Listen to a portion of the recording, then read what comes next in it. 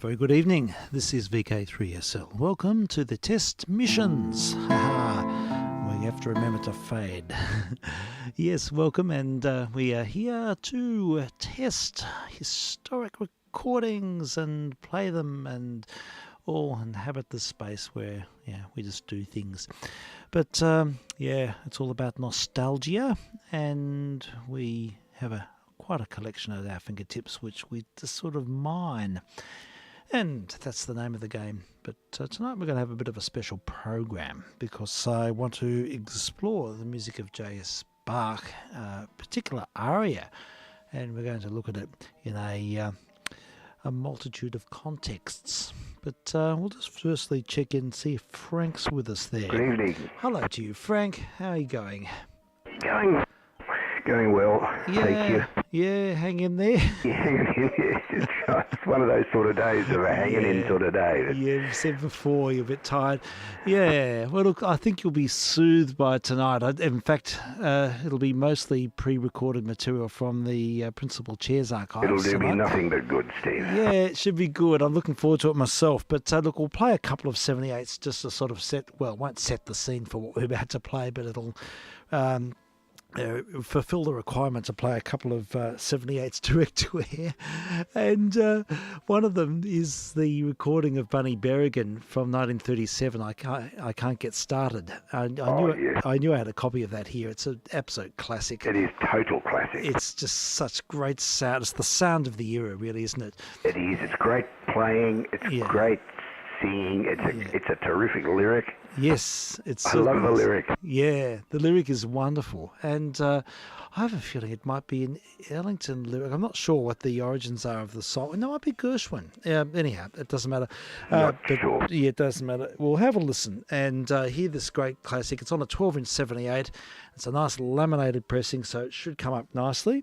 And Bunny Berrigan and the band. Poor old Bunny didn't last long after this. He, like a lot of great artists, he succumbed to alcoholism and Oh, I didn't know that. Yeah, he was dead by 1942. Oh, that's a shame. Yeah, he started off with Paul Whiteman, as many people did, and he worked with Glenn Miller and also Benny Goodman for quite a while, and did quite a few solos on with Glenn Miller's with Benny Goodman's band. Had a lovely rich tone, didn't he? Beautiful sound, beautiful trumpet sound. But he's playing on this and also vocalising with his own band in 1937. It's an absolute classic. So no better way to start the program. I can't get started.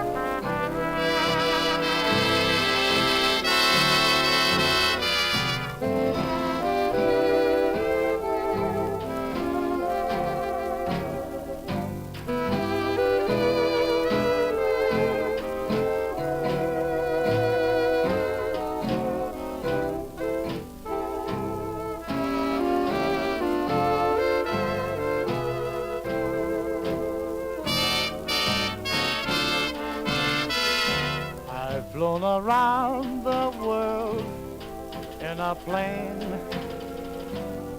I've settled revolutions in Spain, and the North Pole I have charted. Still I can't get started with you.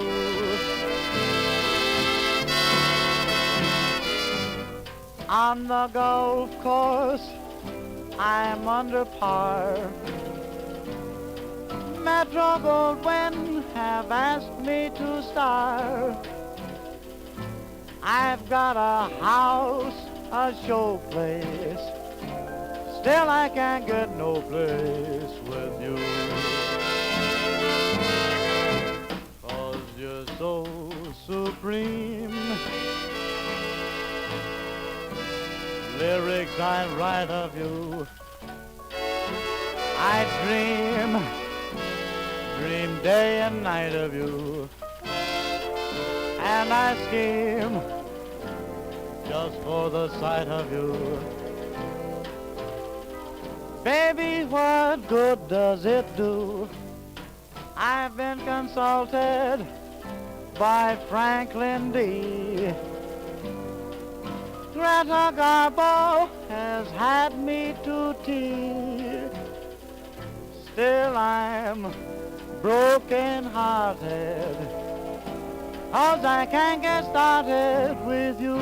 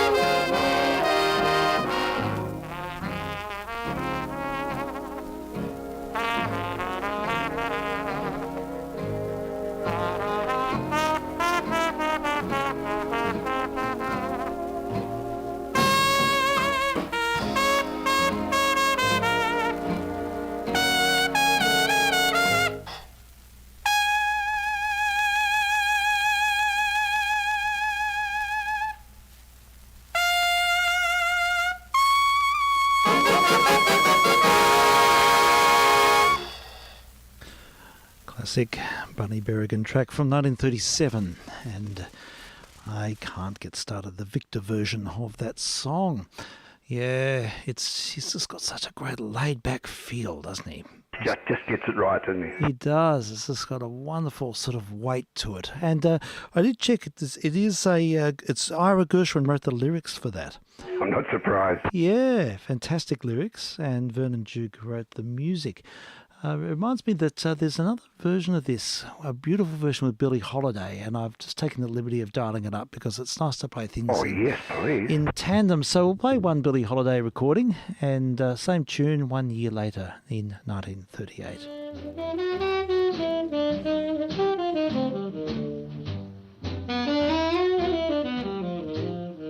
I've been around the world in a plane, 7 revolutions in Spain, the North Pole I have charted, but can't get started with you. And at the golf course I'm under par, Metro Goldwyn wants me to start. I've got a house and a showplace, but can't get no place with you. You're so supreme. Lyrics I write of you, dream day and night of you, scheme just for a sight of you. Baby, but what good does it do? I've been consulted by Franklin D. Robert Taylor has had me to tea, but now I'm broken hearted, can't get started with you.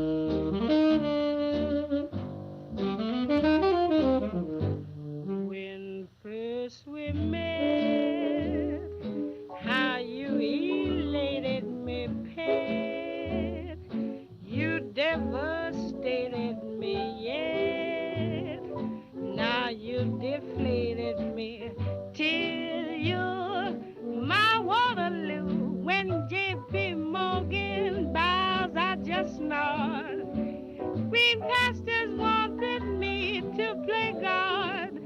The Siamese twins I've parted can get started with you.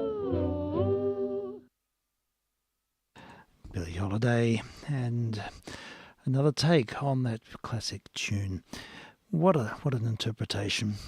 She really gave it her own stamp of authenticity.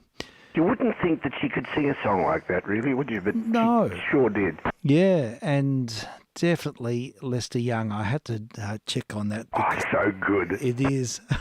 He loved her, you know. Yeah, he did. I love that laid-back sax playing. Yeah, he had such a sort of fluid style. Yeah. Well, Frank, what I might do is I'll get the bark organised here, and Good. before doing that, I'll just play a double side of a 12-inch record. Last week we featured a recording called Melodious Memories with Jack Hilton and his band. Yes, yeah, we did. Yeah, sort of a hot big potpourri of sort of popular songs from the time, all sort of pastiche together.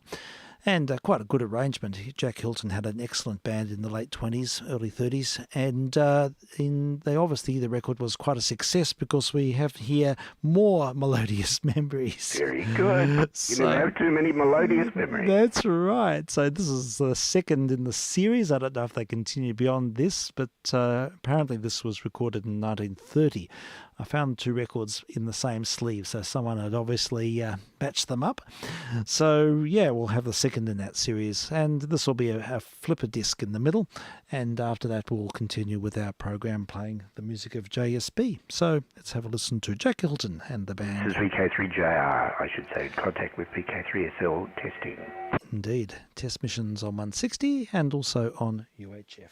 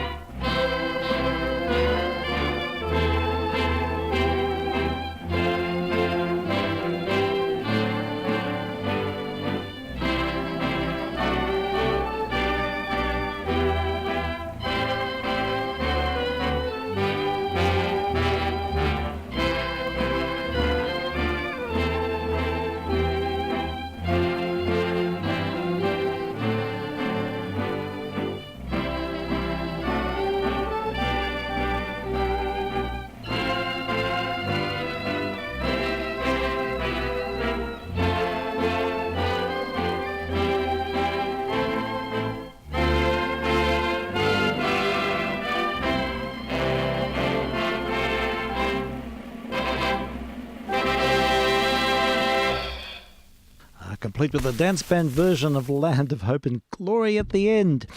It's a real potpourri. You never knew what was going to come next on that record. It was, I've never heard that dance band version of Land of Hope and Glory I know. It's out of the bag, isn't it, that one? Oh, it's fascinating.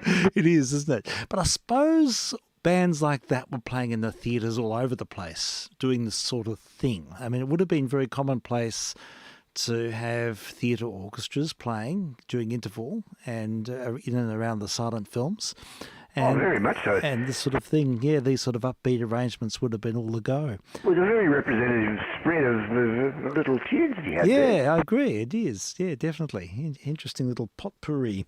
So there we have it. And they ran one into another very nicely. Oh, yes. All very well arranged. Yes, very definitely. Smooth, wasn't it? It was, definitely. Yes. So last week we had melodious melodies, and this evening we had more melodious melodies.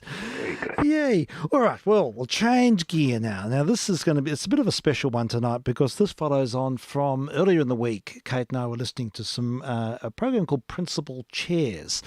As you people may be aware, Kate's practicing a lot at the moment. She's really wanting to focus on her music and on the flute. She started off playing at the flute. In fact, I met Kate at the conservatorium and I was studying cello and she was studying flute. Oh, great. And that's where we met. And she hasn't really played it seriously really since the early 90s or late 80s even.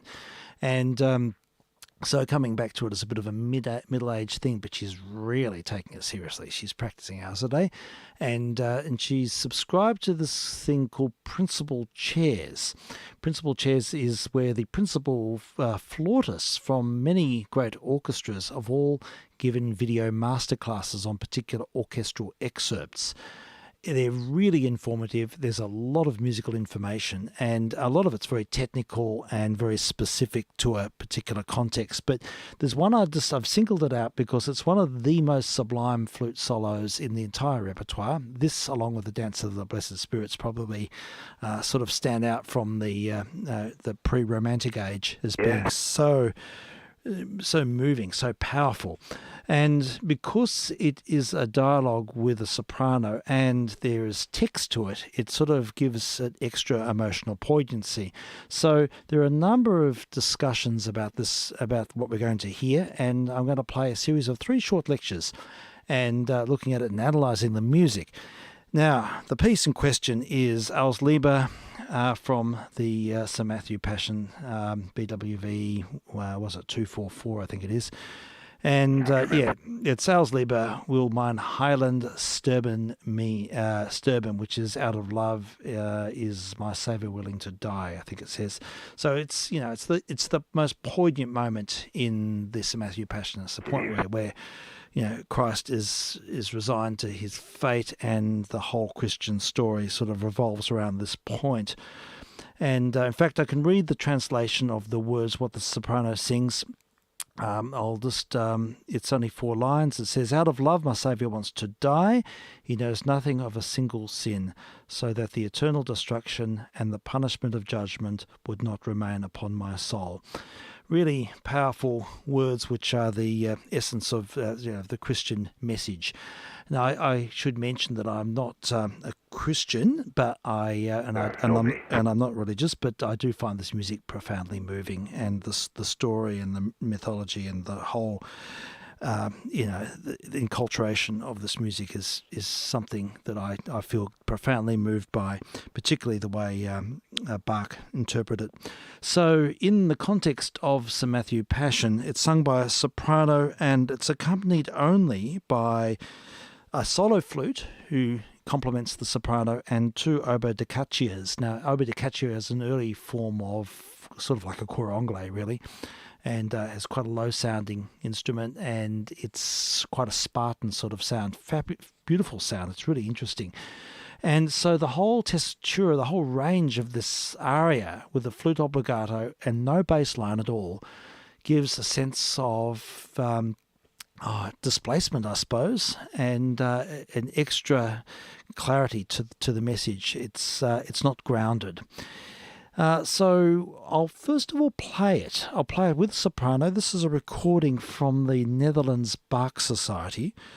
Now, can I illuminate this further? I don't think I've got the information about the soloist. I can find that at the end. But we'll just hear the aria, and you'll hear the dialogue between the flute and the soprano. And from there we'll follow on, and I'll introduce the various discussions of the flute solo from the principal chairs players. So let's have a listen.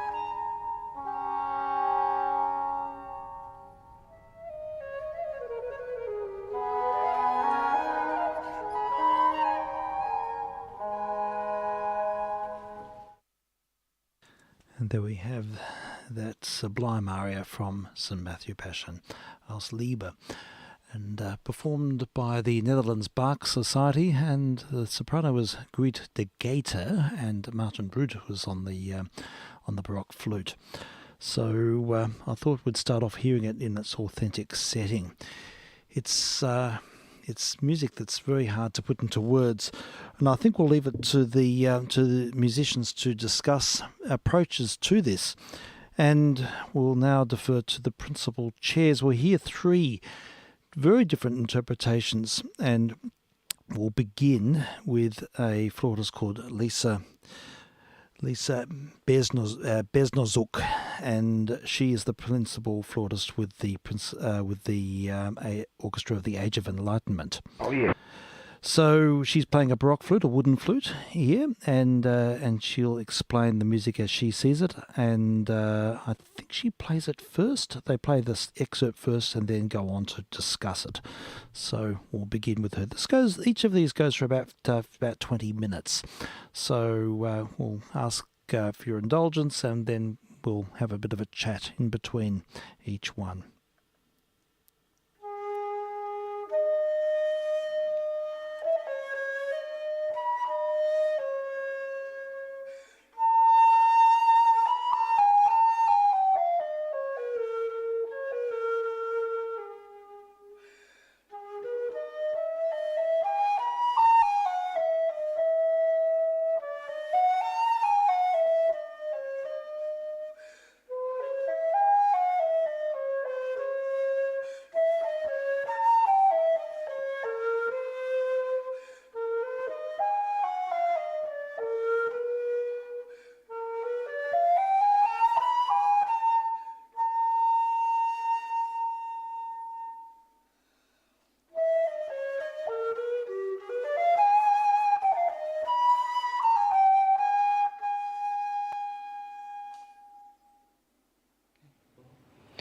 So, Als Liebe is one of the most beautiful things a flute player ever gets to play. It's both a gift and a challenge and a privilege to play it. A lot of people have to play it for auditions, and I would suggest that the audition performance is quite different from that you might do in a real concert situation, particularly if it's in a church. So in terms of an audition, depending on the orchestra you're aiming to get into, you would be expected to know more or less of the context, and that's what I would like to talk more about today. There are many good editions available actually online, and you can read Bach's own handwriting for some of these, so that's a wonderful resource we have nowadays. Some of his slurs are rather far away from the notes below, so you have to use your intelligence and taste to decide where exactly you should slur. But the Bärenreiter is pretty good, and it's what I'm using today, plus some of the manuscripts which will be available on the website, we hope. So it's at the heart of the Matthew Passion. It's sad, it's regretful, it's got little bits of hope, impassioned and contemplative at the same time, and quite literally heartbreaking. The words mean, out of love, my Saviour is willing to die, though he knows nothing of sin, and he is dying so that I will be spared. So it's a huge sacrifice. And it's even more touching in performance because it comes, this tiny, tiny, fragile aria comes in between very angry, noisy crucifixion choruses where the chorus are shouting, let him be crucified. No, let him be crucified. So this is a very still and beautiful moment. That's why it's difficult sometimes to balance how much you want to express yourself in these fantastic harmonies and chromatics, and how much is actually suitable given the sadness of the context. Obviously it's a lovely aria to show your tone quality and musicianship and phrasing, but the fact is that it's not actually a solo. It looks like a solo, but it's an ensemble piece where the flute and the soprano melodies are woven together and depend on each other. So the flute player must understand his or her role whilst also being aware of the challenges of the vocal line. That is the same as the flute challenges, which are control of tone and intonation, and so that the parts must support and complement each other. It is an ensemble piece, so it's a great idea to play through the vocal part on the flute. It's actually very similar to the flute part anyway. So you're really aware of what the other line does. And I've actually done this with 2 flutes, just in an exercise, in a lesson. 2 flutes playing one playing the soprano line, one playing the flute part, and then you really learn how you fit together, and it might change your mind about certain little bits of phrasing. You could even have the oboe da caccia parts played by another flute and an alto flute, so because the lowest note is only A below the stave. And this type of exploration of the mechanics of the piece is always helpful, particularly when you're studying Bach. The tessitura of the whole movement is very high. As I said, the lowest note, and they don't come very often on the oboe, is only A below middle C. And the very opening is a triad, which is it's actually one of Bach's. He uses that in, say, the E minor sonata.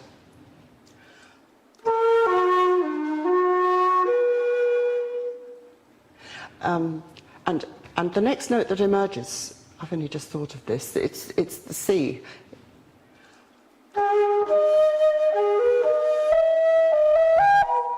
It's similar to the construction, and that's often the way he will start a kind of epic piece by a simple triad and then exploring in one direction and then the other, and that's certainly what happens here. So you have the flute with the long note, the melody beginning, but throughout there's this, what he marks staccato in the oboe parts. They're crotchets and they're relentless, and they give the structure. So they play every single beat, just about, and it's nearly all crotchets. I think there are a few places where they move into dotted rhythms. But they pound on in this relentless way, and the flute weaves around it. So legato tone with no bumps is obviously what we're aiming for. This is a bit of a challenge on a Baroque flute because the notes are rather uneven naturally, but that's exactly what I found attractive about this flute when I took it up, is the inherent colour and character of some of these notes. And A minor, in fact, is quite a lovely key to play in. It's not as strong as B minor. We know all about B minor from Big B minor Sonata and the B minor Suite, and the Benedictus from the B minor Mass. This would be quite a different piece in B minor.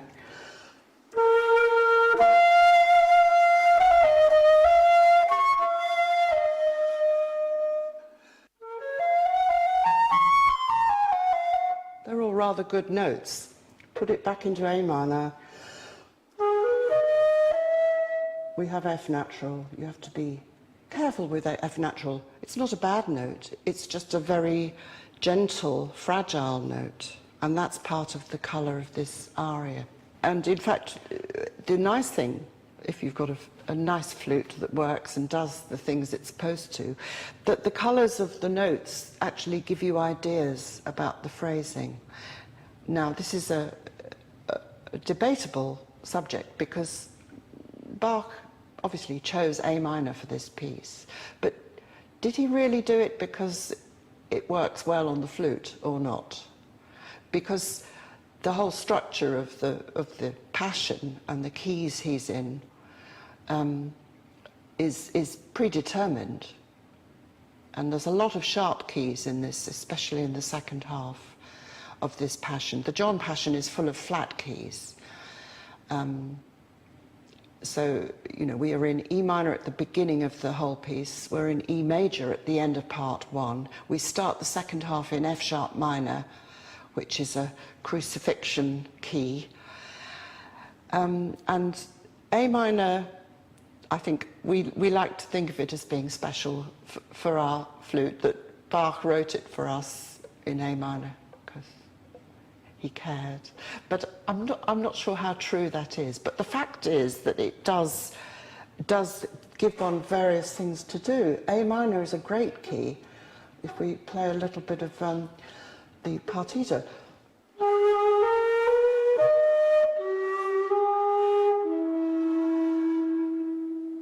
That's never going to be loud, that F, but it's rather nice. And he could have written this piece in B minor.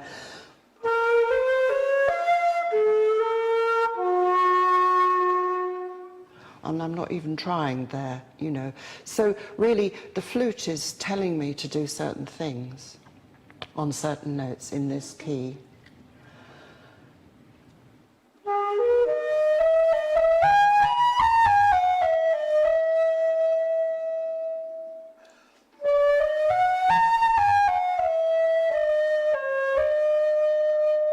E is quite a weak note also, but that moment is particularly lovely because the da caccia moves down to a B flat. So each of these notes is mirrored in the da caccia part. Or you could say the flute is floating along on top like a leaf above these harmonies.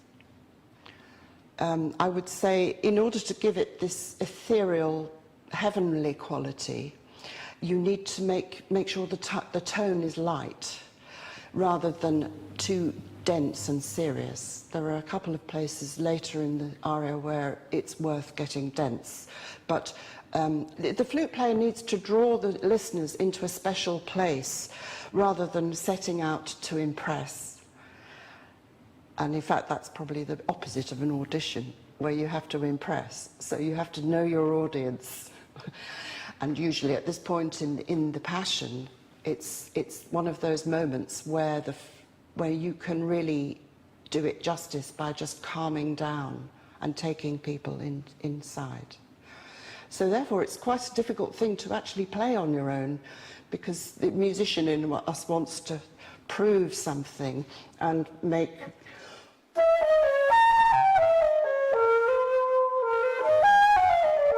There's lots to do, there's lots you can do, but we have to hold it, I think. Some of the little fast notes in the flute part aren't marked with a slur in Bach's copy. Does that mean he didn't want a slur? I don't think it does. But you might choose to add some light tonguing to just, in a cathedral acoustic, say. So,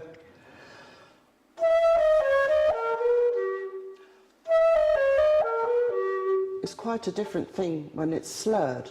If you tongue it sensitively, you can eke out these interesting intervals by using ta-da-da-da, ta-da-ta-da.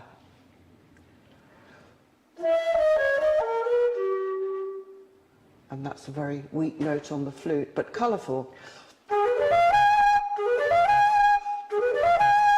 That's diddle, which is quite brave and proud somehow. So, is it appropriate? Well, one has to use one's discretion and taste.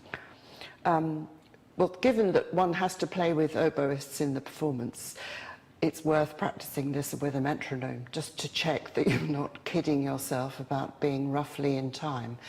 But within that, I'm sure that very slur does invite you to move the notes around a little bit within the strict structure of the rhythm.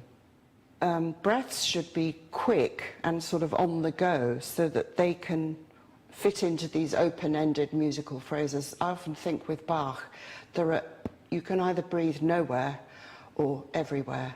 You just have to create the conditions. And there's nothing predictable about these phrase lengths. With the vocal breaths, there are some tricky ones that need to be accommodated by the flute player, where you really shouldn't take them at the same time. The flute, in a way, shouldn't lead the ensemble, but react to the harmony that's there. That's maybe an unusual way of thinking of it, but because the leaders, the rhythm is there in the oboe, the flute, I think, should be free of that, like a spirit, and it gives it a more endless sort of quality. How much phrasing to do? I think it's easy to overdo it, especially with all the expressive appoggiaturas there are. They're in every bar, and you need to try making different lengths for some of them.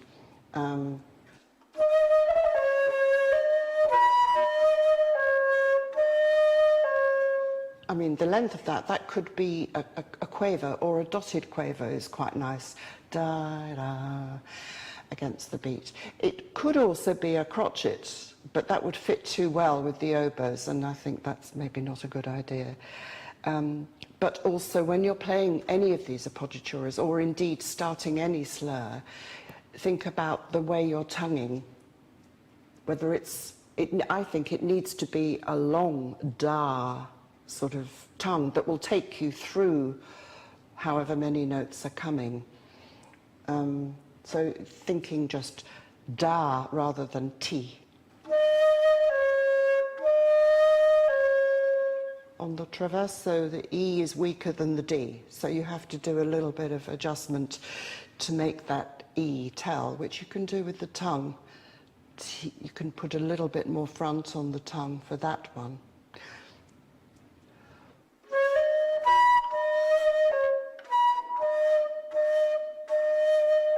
Give it a little extra push.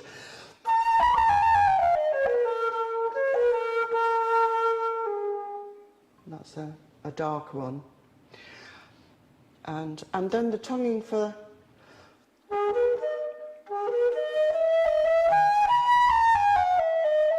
It's very tempting to go up to the top note and then fall down, which is fine, as long as the whole balance of the whole phrase doesn't get rocked by it.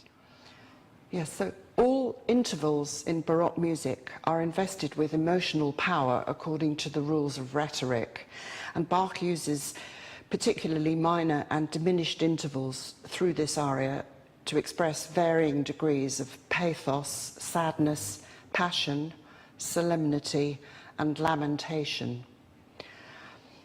We have a lot of minor thirds.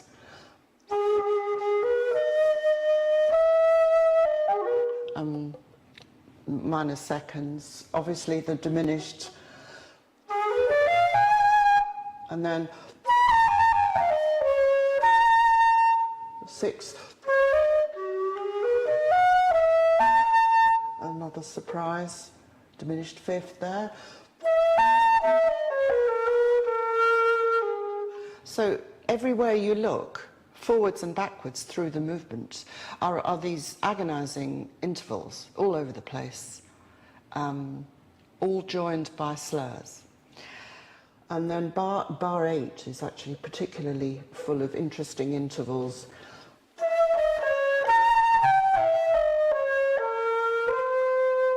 An awful lot happens in those notes. And to have the harmonic minor is more tragic, it's stronger than the melodic minor, which we get a little bit later.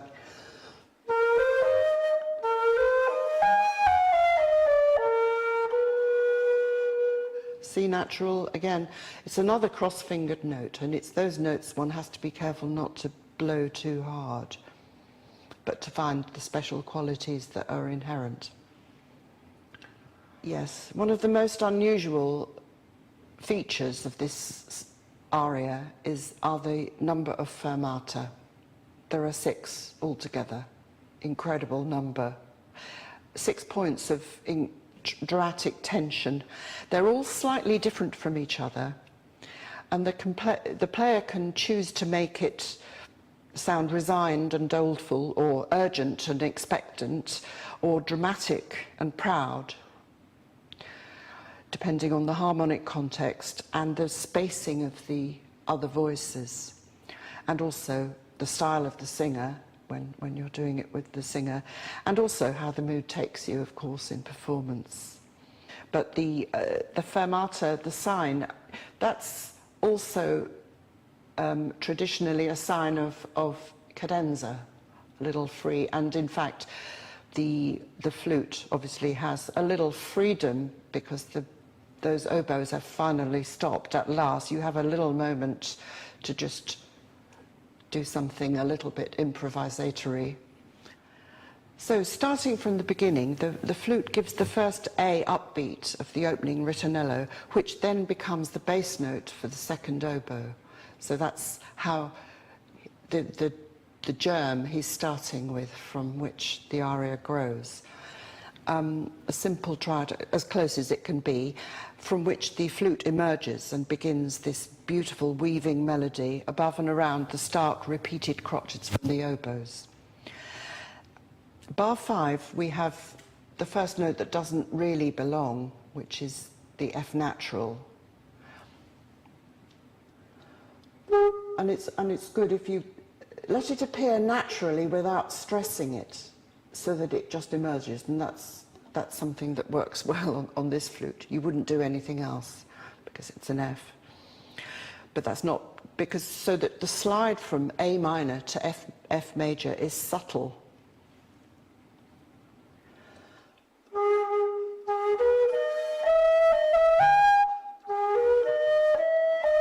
So it's a case of less is more, and that's one of, you could say that about quite a few places in this aria. Through bars 5 to 10, there are a series of gentle downward chromatic curves in the flute part, which change each bar over these relentless downward thirds in the oboes, each one with harmonic implications.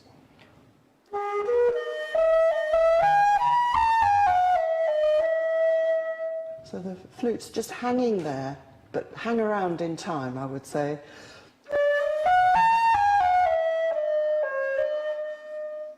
And it's going down and down, and there seems to be no end to how far down it goes, even though we're only slipping a couple of notes in each bar. And if you look at the actual notes, it's D sharp 1 minute, D natural the next, C sharp, C natural. It's just working its way down until a little bit of hope.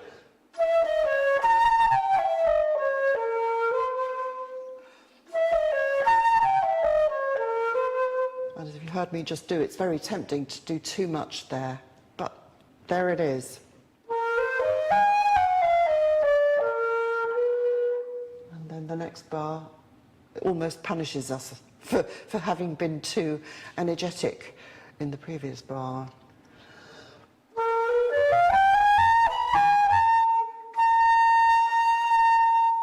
And then we get to the first fermata, which is the first crisis point. It's a dominant seventh chord, but it's made more agonizing and supplicative because it's inverted and widely spaced. So it's kind of, you're racked by it. I would say maybe because it's like that and it's the first one, you could actually try doing it with a crescendo, like a big moment, but you'd need to speak to your colleagues. So this chromatic link and the painful diminished arpeggio takes us to the cadence at bar 13, and the soprano enters. Obviously, one has to prepare for that, introduce the idea of the soprano coming in. So rather than play it like you might at the end, here's the end, it's not that sort of cadence, it's continuing.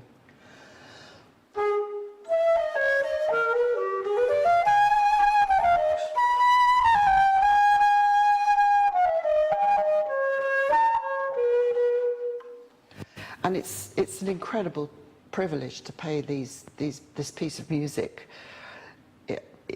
How much to give it and how much to let it speak for itself is one of the big challenges. But actually, usually on the spot, it does happen by itself. That's the miracle of Bach, that if you present his music faithfully, in tune, sounding good, it takes off from there.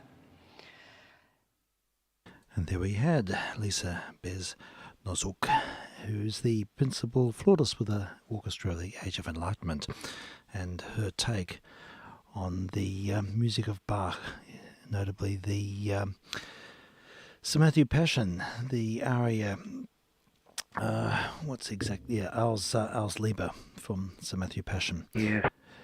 But very sort of fabulous insights into the constructs of the piece, and I took away a lot from that. I think that this whole discussion about emotional power and intervals and the rules of rhetoric, stuff like that. It's really very interesting discussion, and also the keys and colour, just how different keys have different colours.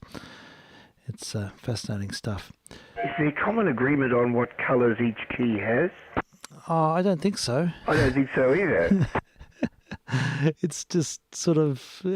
I thought what was really interesting is that she was responding to the characteristics of her instrument, the imperfections of the instrument. Yeah, well, it was so intimate and detailed, wasn't it? Yeah, it was. And, certain keys have, certain notes have a stronger or a quieter character.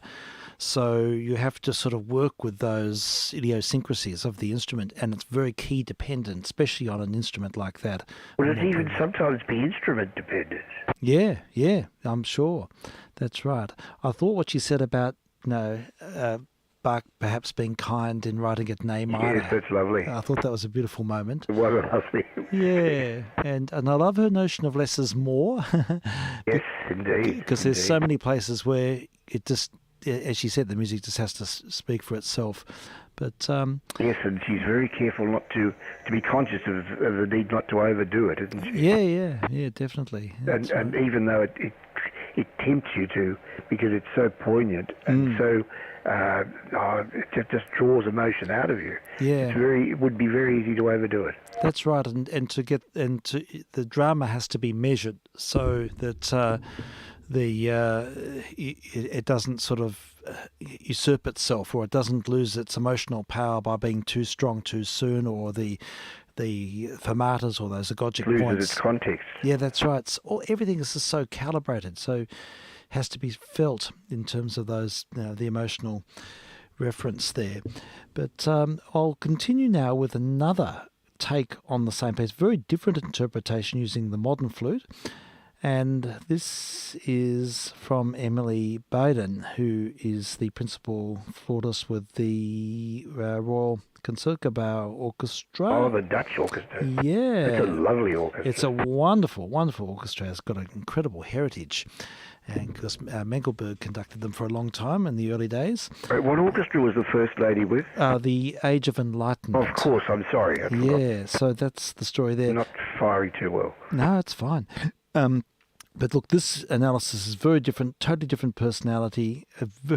She's just got a beautiful way of engaging with the music, but with her own insights. So we'll continue now with take 2 on this theme, the theme of Bach's Sir Matthew Passion, Als Liebe. And incidentally, I'm vk3sl. And I'm vk3jr on 2 meters.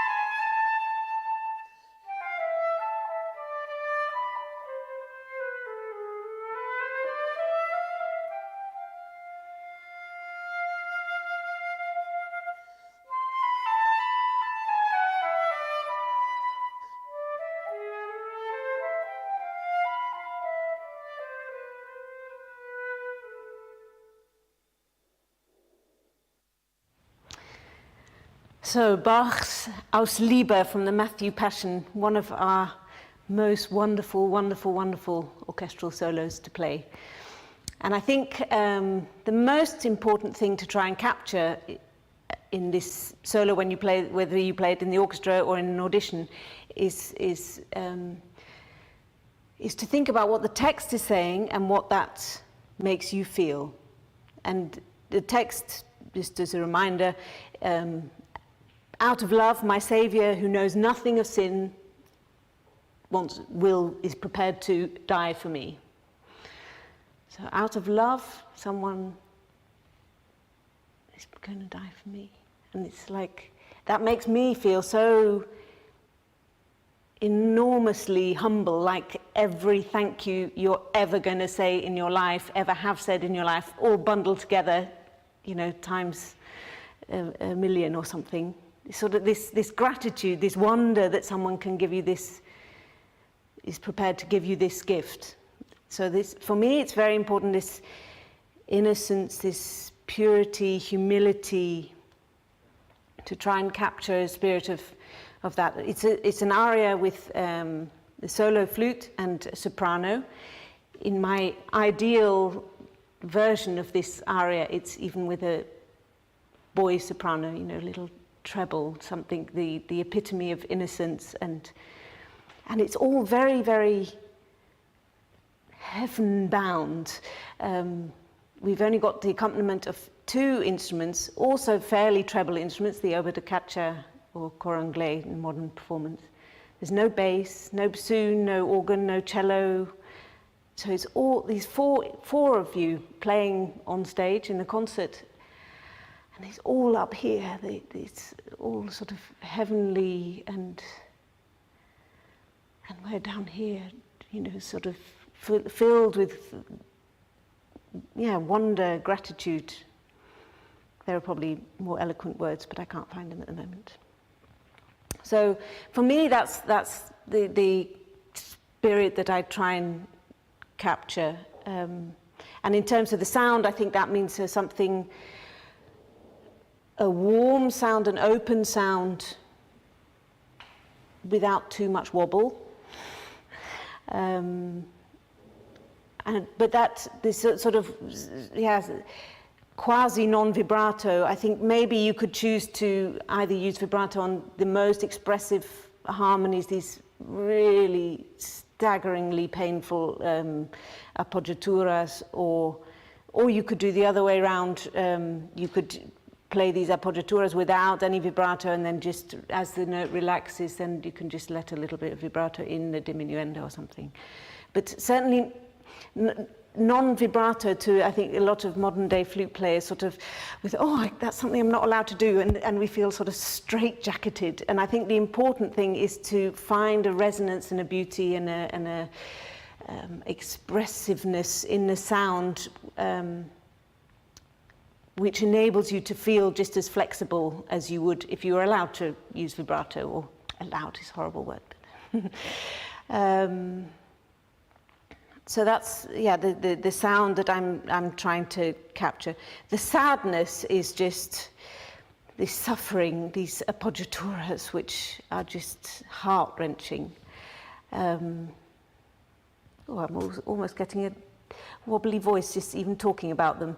You know, Bach's done such an amazing job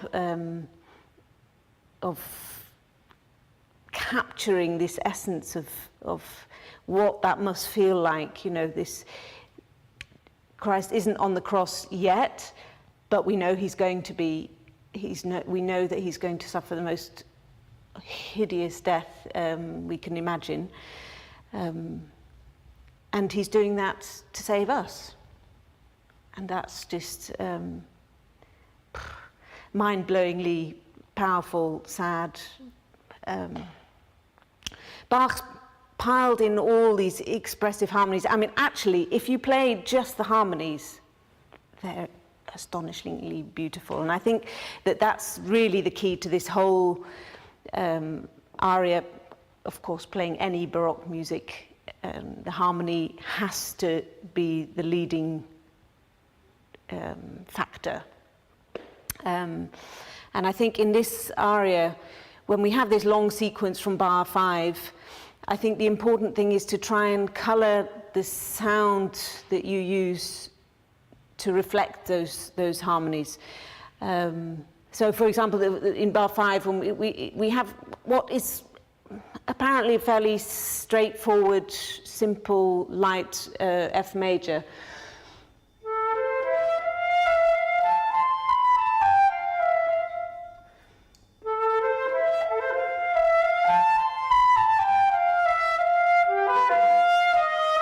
That's already getting, our toes are slightly tensing up.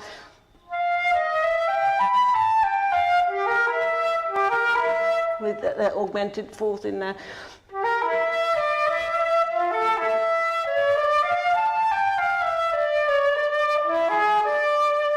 These, just try and get the harmony so much in your head, in your heart, in your ears, that you can't help but hear them as you're playing. And so then you react to the fact that in bar 5 there's only one harmony, and you react to the fact that there's a change of harmony on the third beat of bar 6, and you react to the colour of the chords underneath. And then there's just that little glimmer of something positive as we just touch A major.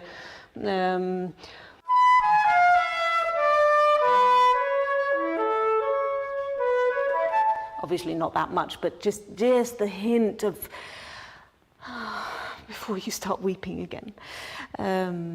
So I think the harmony's got to lead the way, and then you'll be able to understand the moments of the tension of these appoggiaturas, the leaning on these notes, the suffering of the appoggiaturas, and equally, maybe even more important, the release afterwards. So it's not only about the pushing, but it's about afterwards, you know, after toothache's gone. That's a wonderful feeling. The dissonance, the pain of that appoggiatura, and then the light afterwards. The harmony is going to lead the way with the articulation as well, and I just want to mention something about the articulation, which varies, I think, from the version that is on the website that you can see if you scroll down on this page.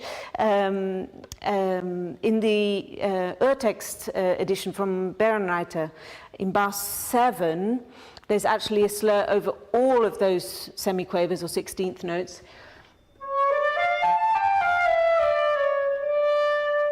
That's the next articulated note, the last 8th note of that bar. And then the next bar, the second beat, in the Urtext, it's 1 separate plus 3 slurred. So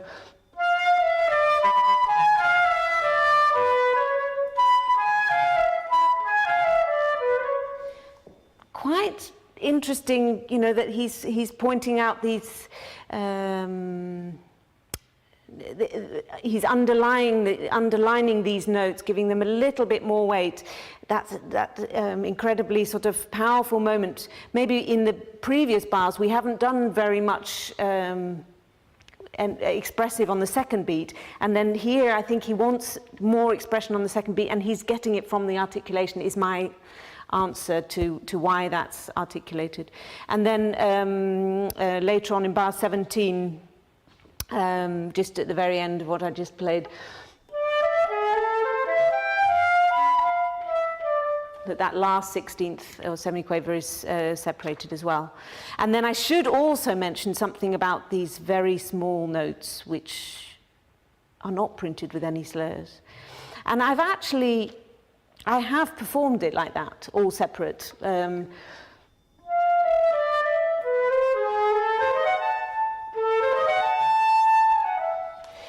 And in the Concertgebouw where I play, the reverb, well, without audience is something like 2.8 seconds. With audience, it's 2.2 seconds. And the Thomaskirche in Leipzig, where this was premiered, now has an acoustic of about 2.5 seconds reverb. There is evidence to show that in Bach's time there were all sorts of hangings on the wall, and actually it damped down to I think it was 1.6 seconds, which was why Bach was particularly thrilled with having such a big church with a dry-ish acoustic for a church. But I think if you think about those kind of acoustics rather than your practice room, that playing those notes separate can work. I'm not saying that they should be, but it's not quite as idiotic as we might think with our modern eyes. Obviously nothing to do with staccato, a very loose da-da-da-da-da, kind of attack, but it can work. I have done it in concert, and it, yeah, it has something. Afterwards I reverted to putting in a slur. Also the first bar.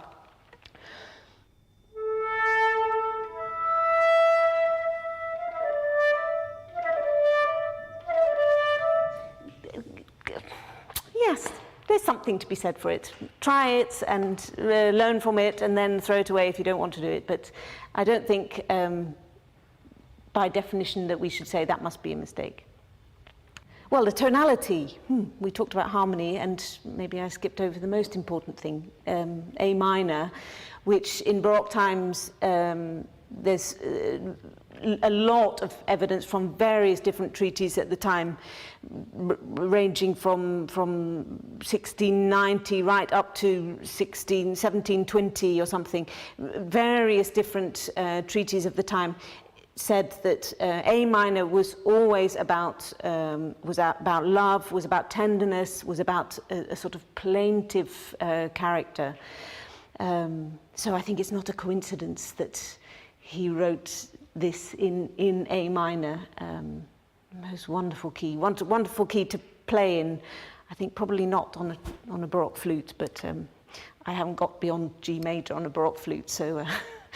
But A minor, wonderful, wonderful key. And think about what that key means, what the color of that key is. We've with our modern day technique and ears and everything, we try and sort of smooth everything out so that A major sounds exactly like F sharp major, and they shouldn't in Baroque music. They have their own color. So do practice it in different keys and see what happens then when you play it in the original key, and you will come back to it a different person. It's a really, really interesting experiment.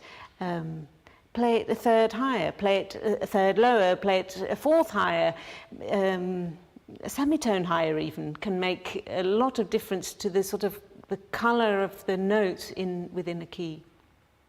Articulation. I just wanted to mention one more thing about articulation, and that's that we shouldn't forget that in Baroque music, every slur means some kind of, well, we could call it diminuendo. It's not really diminuendo, it's a release. So there should be absolutely no hint of sort of smoothing over these articulations, which is why it's important to know what the text was. So in bar 3,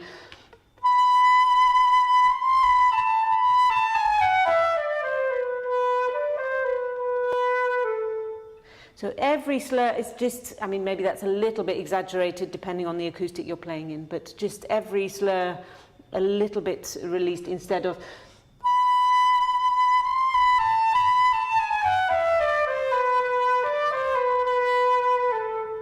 That comes later, that's a romantic interpretation of what a slur means, this legato sign. Just a word about the tempo of this extract.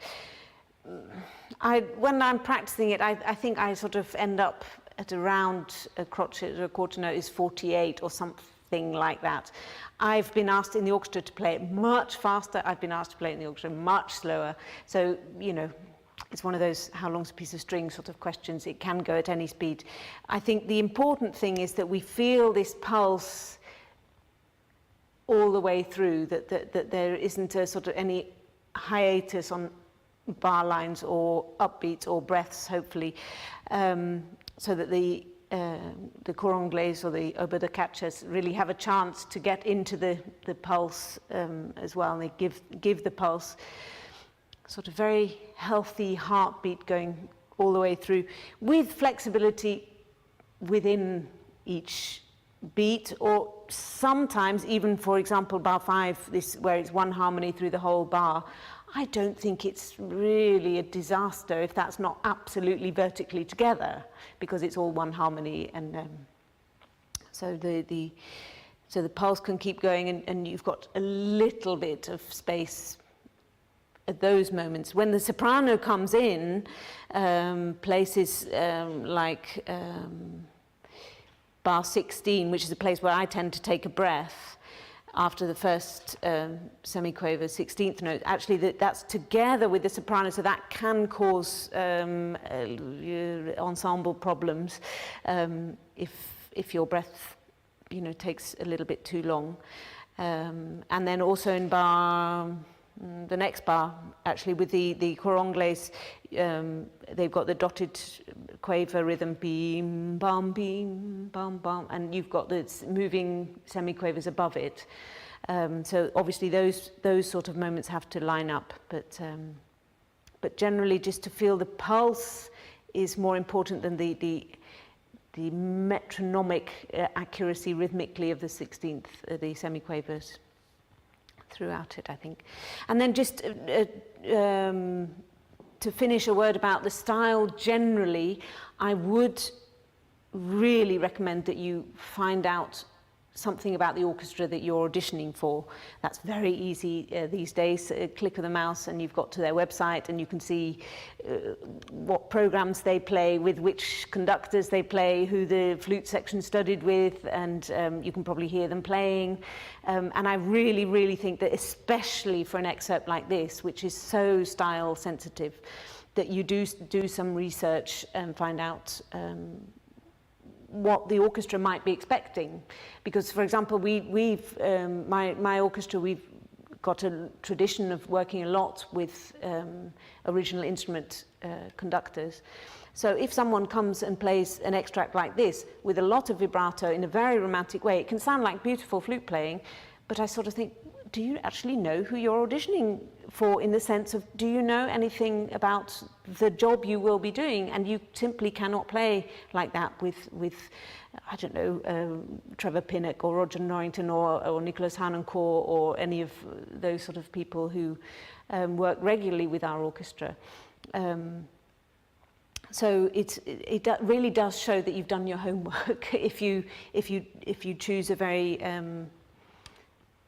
authentic, stylistic approach if you're playing for an orchestra which does a lot of that sort of work. Okay, there we had Emily Biden there from the Concertgebouw Orchestra, looking again at the Aus Liebe from Sir Matthew Passion. Just a bit of close analysis there, looking at some of the sort of coalface issues that musicians face in preparing an excerpt and understanding its true nature, and how it's built up and how it emotionally is contained within the music, or how it has an emotional reference to the text and so on. So there we go. Well, we've heard a couple. I'm going to save up the next one for another time, because it is quite sort of heavy in a sense. And could you just say who it is? Oh, the one we just heard? Oh, the other one? No. The you've got one more, yeah? Yeah, would you up for one more? Yeah. Okay, all right, I can play this. I can play one more. And this is a guy from the principal BBC, is the principal flautist from the BBC Symphony Orchestra, and his name is Michael Cox. And he's got his own very different take on it. So this is the beauty of it, is that everyone's sort of got their own world that they're exploring. And yeah, So interesting to hear how Emily was talking so much about the harmonic context and how the harmony determines the sort of the pulse and how you hear the harmony. you do. That's right. You really got to hear the chords or know how it moves harmonically with a harmonic rhythm, so to speak, which is quite interesting because that is determined by the oboe-da-caccias, which are playing the crotches right through. Yeah, of course. So it's quite pulsed in that sense, and I like the way she was referring to sort of being slightly improvisatory around those regular pulses. Yeah. Yeah. I was very interested with her references to playing the differences with the Baroque flute Yes. to the modern flute. Yes. And the implications that had for how you played things. Yeah. That's an interesting point. Yes, the way the instrument has a different, or the tonal luster is different, and then so you have to sort of change your articulation, and there's quite a concentration on articulation and how you phrase. And the slurring or the tonguing. It's right, the slurring and the tonguing and the way that you can. There's a slight syllabic diminuendo effect on slurs, so the music keeps so it has that sort of has some sort of the sort of microdynamics really, so that you get phrases within phrases, and not just an overblown romantic arch, which I personally like as well, but I thought. But she said it comes later, doesn't it? Yes, that's right. Exactly, she does say that. Yeah. So, but interesting also that she referred to the importance of hearing a key and hearing its inherent qualities, and suggesting that musicians play in different keys. Now, my professor in London was really on about that. Okay. He felt that if you did this enough, you really develop a sense of the key and colour, and he really advocated playing all pieces in as many keys as you possibly can. Well, it's not an easy thing to do at all. Certainly not. And but if you can do that, if you've got the skill to transcend the complexities of finger patterns and so on, and manage to sort of address it that way, I'm sure it would be quite liberating, and you develop really keen insights into the colours of keys and the D major brightness or the G minor darkness, and in that instance A minor has a darker quality than B minor. That's what the first artist was talking about there as well. But it just gives you a feeling for the key and its colour. Is this also the case, or is it the case that you still hear these differences even when you're playing equal temperament? Yes, definitely. It's not the intervals so much as just the colour of the key. So there's an A minor colour, signature colour. It's like or a B minor or an F sharp minor or whatever. They all have a degrees of brightness. Collectively, it's a very hard thing to pinpoint. It is. It's also hard to kind of define, isn't it? It is extremely hard to define, and I'm not sure that I hear it. Yeah, you almost have to be a bit synesthetic to sort of get that sense. But I don't really. Well, I suppose I do experience it because I know that the D minor prelude, the second prelude of Bach's that I play on the cello, is that there's a dark quality to it. It just feels dark. It feels, I don't know, weighted. But but the question is, how much is that due to the key, and not to the rest of the components? Yeah, well, the key prevails. So the key of the whole movement, if it's in D minor, it has just sort of a D minorness. Yes, sure, I understand. And then that if I was to play it in C minor, it would have a different quality again. Or if I played it in F minor, it would have a different quality. They're sort of hues. No, look, every serious musician I've ever spoken to is saying exactly what you're saying. I'm just not sure that I'm picking up on it so well. I think it's more something you experience as a player, but it subconsciously perhaps registers. Sure. And it's also a part of the way, it also relates to an instrument's inherent architectural qualities or Yep. how it works as well. Like, for instance, D minor is very resonant on the cello, or D major is very resonant on the cello Yes, because yes, you've yes. got the natural harmonic sequence, and you've got the D and the A. Yes. You'll get the open strings will resonate when you're playing. You always get sympathetic resonance right throughout the instrument at any time. Right. You always got points where everything's buzzing somewhere at some point. But if you've got something that buzzes with an open string, it will have has a direct harmonic relationship at any point. Yes, I get that. You get a stronger. It's an emboldened sort of experience. So there are so any key it relates to the open strings on the instrument, particularly the second string down on a string instrument, will have its own sort of natural resonance. Sure. Whereas more complex keys, you've really got to work on it. Right. It's Yep. just not the same. If you D flat major it's got a different feel. It's a bit more wooden. It just doesn't have that. D major, the instrument just comes alive. Whereas D flat major, it's harder. Right. It's slightly less projective. It's more introverted. It's more closed. And that's just a simple function of the fact that you've got to stop every note, and you've got no open string that's going to work in resonance with you Yeah, sure. at any point in time. So you've got to just stop all the notes. You've got to stop Make sure all you notes. don't get unwanted. Yeah, well, that's right. But when you stop the notes at any note, you don't get sympathetic resonance. No. Not in the same way, anyhow. Sure. You get something, but it's not. What you want. So you find that certain keys for strings have more presence, and I think that's a part of it. Of course, that's not something you get on a keyboard. No, keyboards should by nature have their own everything, because you've got so many octaves. Yeah. The notes should find their context, or should be excited by other notes or excite other notes, and so on. So yeah, that's an interesting point. With a keyboard, I think it's not such an issue. But the first flautist who played before, she really brought that out when she said that the F natural was just not such an alive note. So you've got to compensate. It's just the nature of the instrument. It just doesn't project as well. Oh, okay. Yeah. So she wondered what she meant. Yeah, so that's what she meant. She meant she had to be aware of that note, or you could make that note something precious because it just doesn't speak as well. Yeah.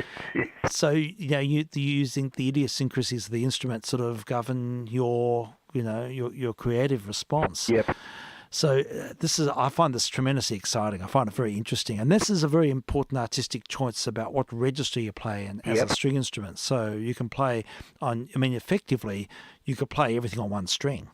If you didn't have double stops and you had incredible manual dexterity and you could hop around like a madman, theoretically you could play. In fact, Paganini wrote pieces written for one string, just Really? one string. Yeah, That's because he wanted to show how good he was. yeah, exactly. So you just play the whole thing on the A string, Yeah. and took all the other strings off, and you can sort of do that. But the thing is that registers have their own defining qualities as well. So I know that on the cello, I could play in the open string and the register that right next to the open string. It's called first position, where my hand is quite close to the nut of the instrument. Yeah. It'll be more an open sound, but I can play the same passage in a different position on the string below, and it'll sound more subdued and a little bit more muddy and less. It just won't speak as clearly, but that can also be a more intimate sound. Yep. So very often you'll choose the register to play to sort of give an emotional weighting According to what you want. exactly, to what you want. So there's so many artistic choices about register on a string instrument. That's something that I was talking to Kate about this. This is something that woodwinds just don't have. That really Flexibility, you don't. Brass do to some extent, because you can use different valve combinations and lip up. Yep. Like, for instance, Spiderbeck had a totally unorthodox trumpet technique because he taught himself. Yeah. And no one else in the world could play like it, because he played really weird valve combinations. People wrote them down. They couldn't emulate them because they were it's completely just crazy. Yeah. But it sort of worked for him. you know. Amazing. Yeah, and he lipped up all the time. But that gave him a unique phrasing that no one else could ever emulate. So that's an interesting story with that. I mean, in a rather prosaic thing, I play the harmonica. And I taught myself as a kid the wrong way around. Oh, did you? Yeah, I taught myself the wrong way around. So I got the bass notes at the other end, and I can play tunes and things on it. And I have the bass notes on the left. Is that what you're supposed to? Yeah, it's supposed to be on the left, but but I have them on the right. Okay, well, whatever works, doesn't matter. Well, I just taught myself that as a child. Why not? But I can only play that way. Yeah. I've got it all backwards. It's one thing I got right. But it is interesting. So these sort of discussion points are fascinating about the instrument itself. But I think going back to the keys and colours, that's a separate thing. It can be about instruments and keys that work well, but also, I remember my professor in London used to talk about particular symphonic works. He'd give me a whole list of pieces in D major. He said, listen to the D majorness, hear that D major quality. Yep. And because he had perfect pitch, and I think you've got to have perfect pitch to really get that sense. See, that's at the back of what I'm thinking. And it's also my main reason for thinking that I don't get it very strongly. Yeah, I think we all have good relative pitch, and I think we all have I think we're all born with perfect pitch. Yeah. And then you see a lot of Asian kids have perfect pitch simply because there's so many... The language is just full of such subtle inflections. Totally is. Yeah. And so pitch-based. It is so pitch-based. The Chinese language. Yeah, it is. That's why so many of them have perfect pitch. It's just incredible. And because I think we're all born with it, but it's sort of numbed out of us depending on how we learn language. It's what used to be unfeelingly described as a sing-song language. Yeah, that's right. By Western people. Yes, indeed. That's correct. That's true. Yeah, so I think it is about perfect pitch as well, because you hear the sort of the colour, the hue of the sound, and it's possibly a little bit synesthetic as well. So some people experience it more directly. Sure. But yeah, if you listen to a symphony in D major, it's very bright, and if you transpose that same symphony down a key, it can often sound less... just less immediate. It is a quality, and I know that D minor is very dark, and I know that C minor is even darker, really. But they're just experiences that I can relate to. Sure. Because, with the instrument I play. Well, look, we'll continue now for a bit. This one at the same length, but we'll bring us up to our usual time, I suppose. And, this is about 20 minutes. This is Michael Cox, and he'll give his take on Ars Liber from St. Matthew Passion. Very good. And he's the principal flautist with the BBC Orchestra. He's got a huge moustache, this fellow. It's like a walrus moustache, curled up at the ends. So, quite a character.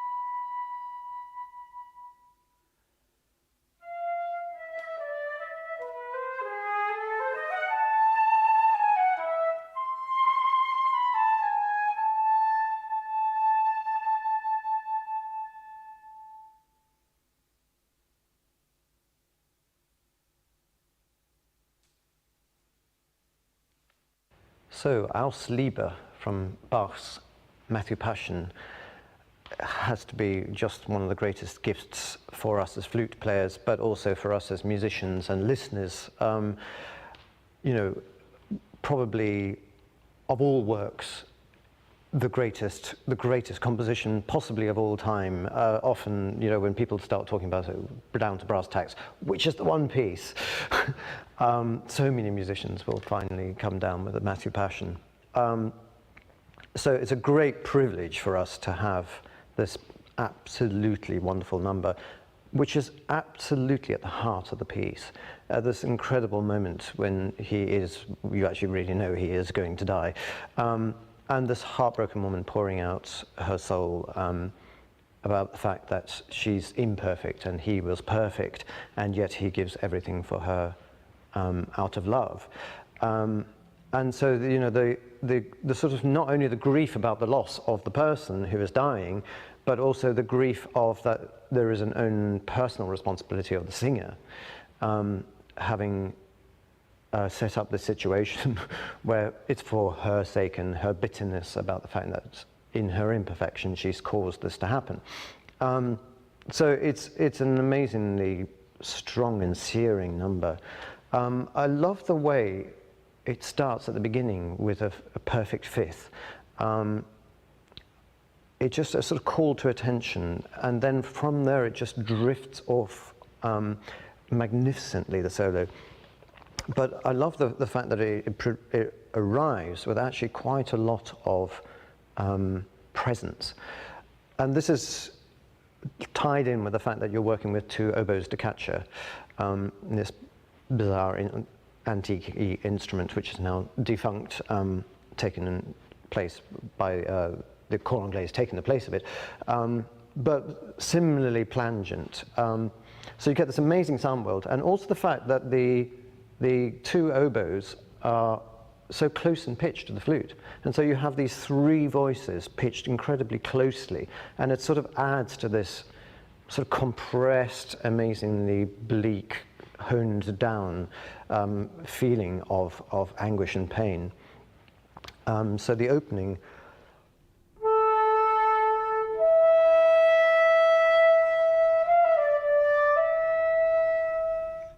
has that real sense of calling about it, and shouldn't, I feel, be played too softly. There's no dynamic marking in particular, but I like the fact that this has presence. Then once you hit all the sequential material, everything can then float away from it, because it's descending sequence upon descending sequence before it climbs back up again. So it gives it a reference point from which it can disappear from. Surely a great thing about this has to be the usage of appoggiatura. In Baroque music, it's just so vital. But actually, I always think it's a quite simple ingredient in music, that the appoggiatura is the main mode of expression. The fact of notes hurting against the harmony is just a key element of expression, and one that I often think is undervalued or not. People don't actually sort of get the juice out of it in the way that they might to make the music making more strong. And in this, we just have row upon row of appoggiatura. So you've got no problem about that, A minor, no problem.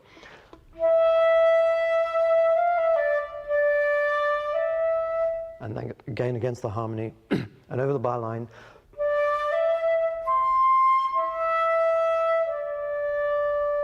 More appoggiatura. That hurting against the change of chord in the accompaniment.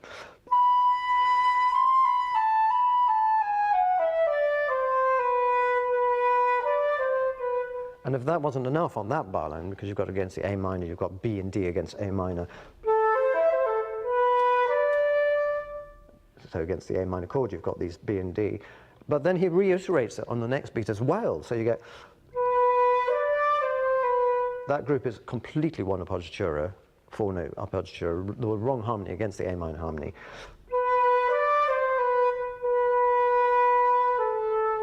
So just for an even bitterer pill, we add just appoggiatura upon appoggiatura, and then we get the sequential sequence.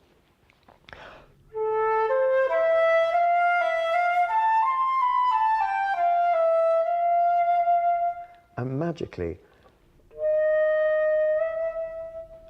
after that. So there's wonderful chromatic inflections in this.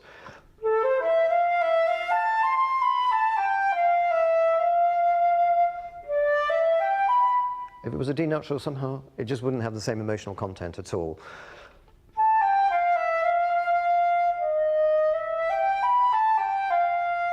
Particularly because if we have the D sharp and then later in the phrase he cancels it out.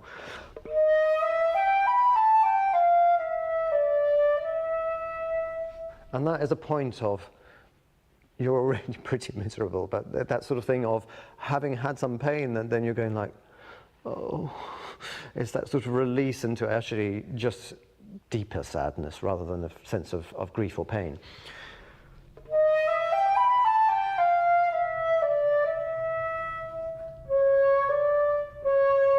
Another chromatic note.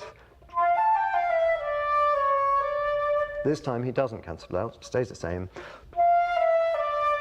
And now here comes a diminished seventh. They knew no harmony of greater anguish for the Baroque composer than the diminished seventh.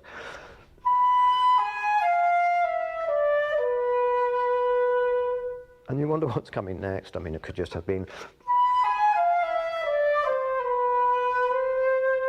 And what does Bach do?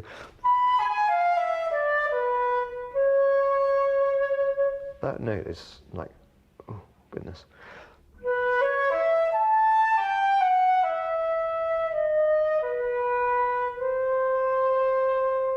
So to have the C sharp in the one bar and then a meandering off, you're not too sure harmonically.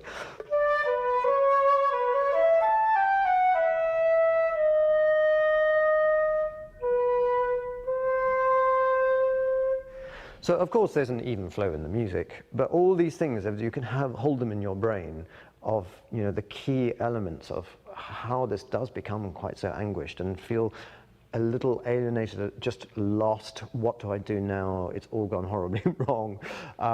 You know, and the most precious thing has been lost to me, and I'm the cause of it.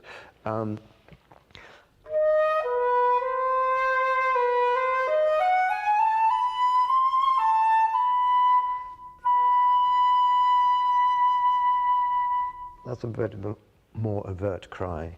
And then afterwards, this very, very tender, very personal.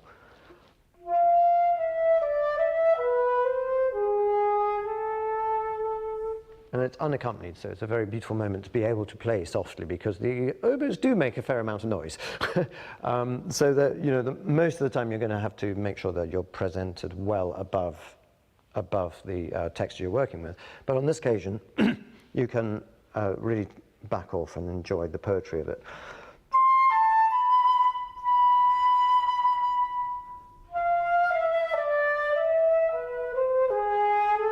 And then we get this amazing cadence, again a diminished seventh to rocket us out of this doldrums. And this time it really does feel like a cry. Oh, how can I do that?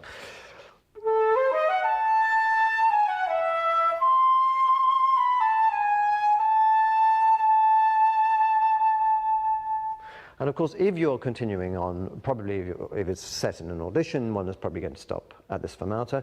Possibly not. Usually people designate where they want you to stop. But if they want you to flow on, obviously this is then transitional material to get you to where the soprano comes in. And I love it because it gradually, it's the feeling of that you're on your own, and then gradually you realize that you're not the only one in the same situation. And the soprano comes in and you're sort of, so gradually you sort of change the energy so that you're sharing the same emotion.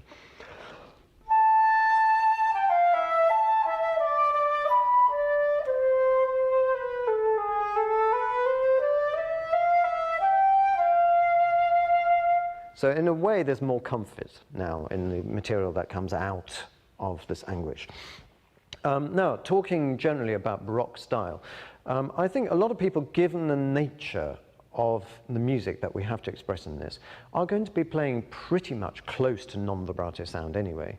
And I always think, well, if you're going to play that close to non-vibrato sound, maybe just play non-vibrato. Because there's, of course, a great deal of currency in present times with the early music movement being so prevalent in this repertoire now. It's just modern orchestras are starting to get this repertoire back alongside the Baroque period performers. And it's nice to hear both things coexisting. But I think with deference, particularly if you're auditioning to chamber orchestras, there would be an expectation of understanding how to play in a very stylistically aware manner. So I would err towards non-vibrato, but also I think the fact of if some vibrato came out of heightened expression, which was natural to the music, I think that would be absolutely fine. So it's not a sort of lock, stock and barrel, no vibrato. You know, it can creep in, but it should be so part of the music making, but not tarred generally with a wobbly, because it's just kind of too frou-frou for this kind of music and the expression of what we're trying to get. Because I think one should use a really quite plangent sound, something that finds its mark, that just hurts a little, has a real definition, and it's a feeling of bare bones kind of sound rather than too utterly beautiful. But then that said, on the material that floats away and flows, I always think with Baroque music that it's, and I often say to students, it's the closest you get to jazz before you get to jazz. In that, of course, the big beats need to be absolutely in the right places, and have a sense of exactly where they should be placed, but a feeling of real ability to, rubato's in a way too strong a word, but have this incredible feeling of ebb and flow. If I played straight,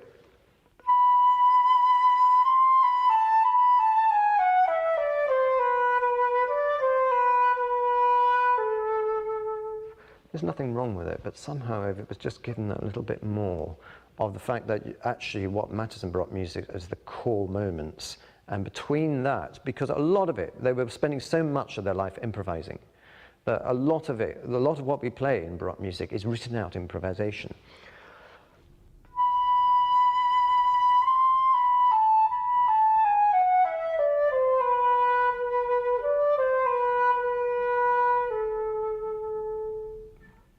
Which of course has more poetry and more enchantment, I think, for the listener.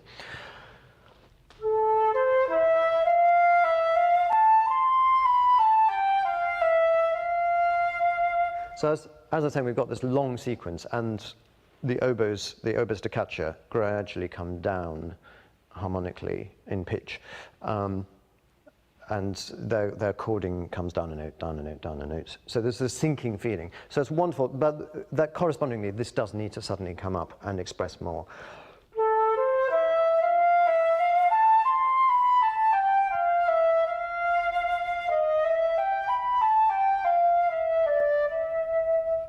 This often raises the point about what to do with breathing during this sequential passage. And my viewpoint is to get to this E that I've just got to, and take the breath there. So you're splitting the sequence into two, really.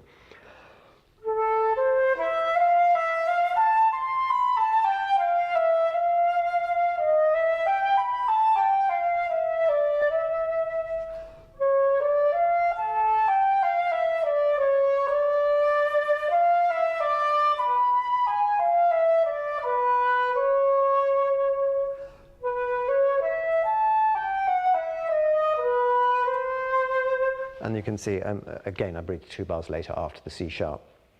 What else is there to be said about this? I think a very important thing about that when you're reaching the fermata is a sense of, often I think people playing it melodically will have the feeling it's a climax.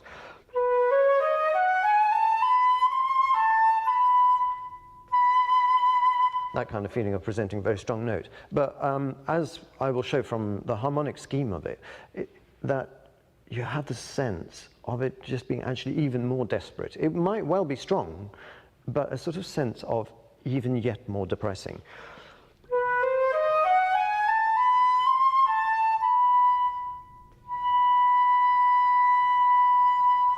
Sort of a tiredness, a weariness about it in its spirit.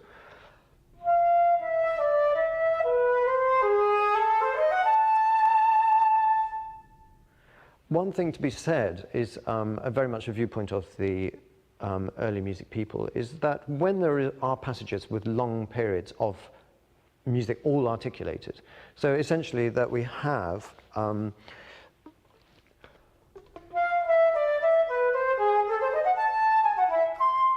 obviously it would seem really strange not to add any slurs, particularly for this kind of lyricism in this music, this flow in this music. So, you know, please do feel free to add your own personal idea about what would be good to add as slurs. And I would very much advocate that it is true to the music, but personal to the player, so that these things don't become completely prescribed. And it may well be that people come to the same conclusions, but somehow if somebody said, do this here, it would never be your own discovery and never have quite the same worth, I think. So what a dream thing to play, and I wish you all the best with it, because it's just one of the greatest gifts that we've got. I've sort of mentioned what the text of it refers to, but a rough translation of the text, Aus Liebe, is, "He who knows nothing of sin would die for me, so that the eternal ruin and the punishment of judgment might not weigh upon my soul. My Saviour does this out of love." So whatever we're bringing to this in terms of faith or whatever, you know, you can really, really see the viewpoint from where Bach's coming from, and it should be it's so there in the music, and it is such a key element of the music. It must be realized in the playing. So just to talk a little bit about the way this is structured with these two oboe decacces accompanying the flutes. Just these three instruments, it gives this incredible plaintive sound. But oboe decacces are just absolutely hilarious things. I don't know how many people have seen them, but they're bending and like a sort of mammoth's tusk. And then on the end, they've got something which looks like something from an antique Byzantine trumpet. Ridiculous things that look like sort of out of some sort of bizarre cartoon.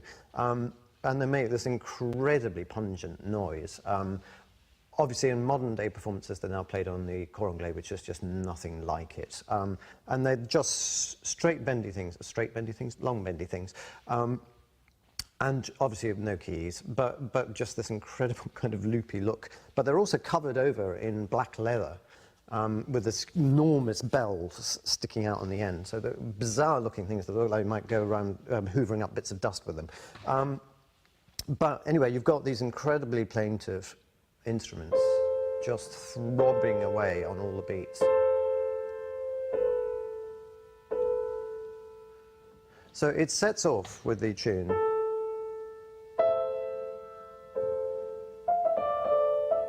And a big feature about this accompaniment is the fact that with the heavy-heartedness of the music, that we've got this feeling of everything giving way, that it's just sadder and sadder and sadder still. So you start off and on that, which is plaintive enough, and then it crumbles sadly onto that, and then more angst crumbling onto there. And then at that point where the flute comes down the scale, sorry, there. This is incredible. The fact that you actually crunch the minor third against your second of the chord. And so you've got that double appoggiatura, and I think it's a key feature of this is this fact of the double appoggiaturas, that you can't, one appoggiatura is not enough agony, so you have to have two in a row at all times. You know, you get, yeah, he just piles on the misery. And thereafter, when you start on this long sequential music,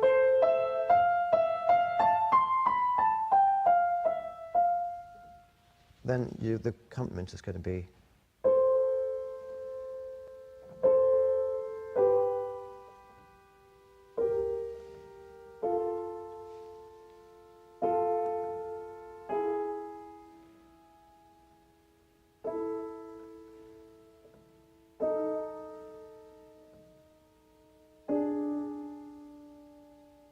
always think it's mournful enough, or as it is, just coming down that and just getting more, especially because the flat side doesn't go, it goes,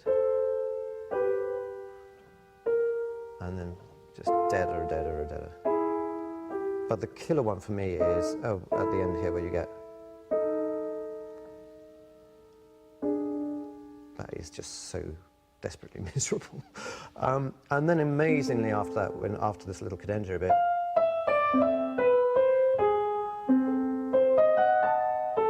so one hears the diminished seventh coming up, rising up, and you've still got that, obviously, that D sharp in your mind, and against that he puts a D natural in the bass. So